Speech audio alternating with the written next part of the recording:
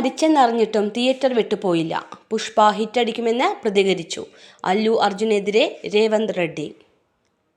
Pushpa 2 premier ഷോയ്ക്കിടെ തിക്കിലും തിരക്കിലും പെട്ട് യുവതി മരിച്ച സംഭവത്തിൽ നിയമസഭയിൽ പ്രതികരണവുമായി തെലുങ്കാന മുഖ്യമന്ത്രി രേവന്ത് റെഡ്ഡി. തിയേറ്റർ വിട്ടുപോകാൻ ആദ്യം അല്ലു അർജുൻ വിസമ്മതിച്ചെന്നും പിന്നീട് പോലീസ് അറസ്റ്റ് ചെയ്യുമെന്ന് താക്കീത് നൽകിയപ്പോഴാണ് താരം പോയതെന്നും രേവന്ത് റെഡ്ഡി നിയമസഭയിൽ വ്യക്തമാക്കി. హీరోని చూడాలి కలవాలని ఒకవైపు నుంచి వాళ్ళని హీరో దగ్గరికే రానియొద్దని ఆయన ప్రైవేట్ సెక్యూరిటీ వెనక్కి నెట్టడం వల్ల ఈ తొక్కిసలాటలో హీరో థియేటర్కి వెళ్ళి లోపలికి వెళ్ళి. സംഭവം നടന്ന ഹൈദരാബാദിലെ സന്ധ്യ തിയേറ്ററിൽ വലിയ തിരക്ക് അനുഭവപ്പെടുന്നതിനാൽ യാതൊരു കാരണവശാലും സിനിമാ താരങ്ങളെ ക്ഷണിക്കരുതെന്ന് പോലീസിന്റെ മുന്നറിയിപ്പുണ്ടായിരുന്നു. എന്നാൽ മുന്നറിയിപ്പ് അവഗണിച്ചുകൊണ്ട് തുറന്ന കാറിൽ അല്ലു അർജുൻ തിയേറ്ററിലേക്ക് എത്തുകയായിരുന്നു.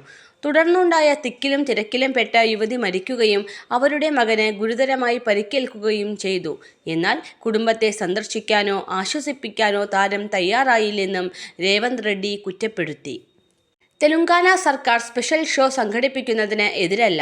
എന്നാൽ ഇത്തരം മരണങ്ങൾ സംഭവിക്കുമ്പോൾ നമ്മളത് കണ്ടില്ലെന്ന് നടിക്കുകയാണോ വേണ്ടത്? അതാണോ നീതി? അംബേദ്കർ രൂപകൽപ്പന ചെയ്ത ഭരണഘടനയാണ് നമ്മൾ പിന്തുടരുന്നത്. അതുകൊണ്ട് ഇത്തരം കാര്യങ്ങൾ ആവർത്തിക്കാൻ സർക്കാർ അനുവദിക്കില്ലെന്നും രേവന്ത് റെഡ്ഡി കൂട്ടിച്ചേർത്തു.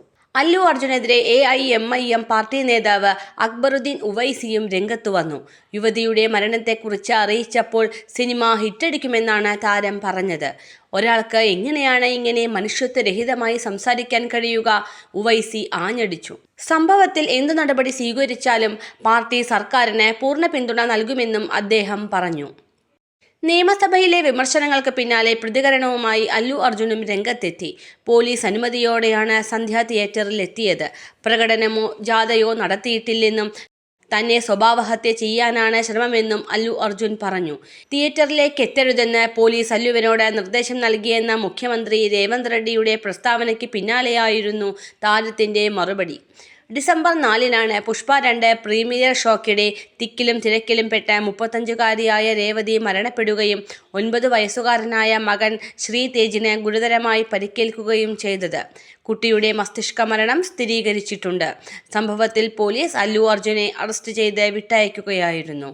മലയാളം പൾസ്.